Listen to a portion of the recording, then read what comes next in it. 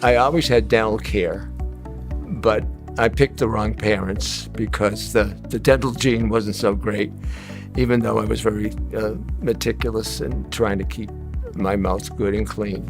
So I've had my share of cavities and fillings. And as one gets older, sometimes the fillings crack and a bigger filling is put in, and sometimes that fails and a crown has to be put on.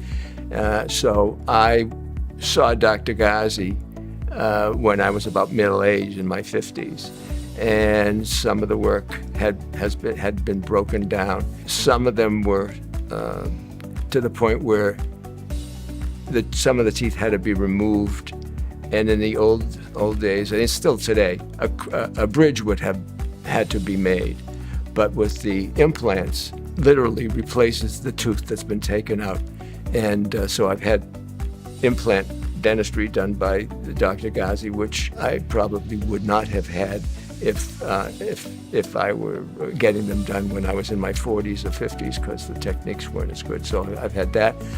It feels like your own tooth once it's in there. And so when you brush and floss and do things like that, you're not even paying attention. Whereas if you had a bridge, you'd have to deal with that and get toothbrush or flossing equipment underneath the bridge. It's just so much easier to keep your mouth clean with the implants. I'm sure it's hard for the dentist doing it, but as a patient, I found the appointments very easy, and about maybe an hour and a half, and it was very non-traumatic. If the treatment plan calls for an implant versus a bridge, do the implant every time, because number one, it'll be much easier to take care of over a period of years, hygiene-wise, in your mouth, and it'll just feel so much more like your own natural tooth.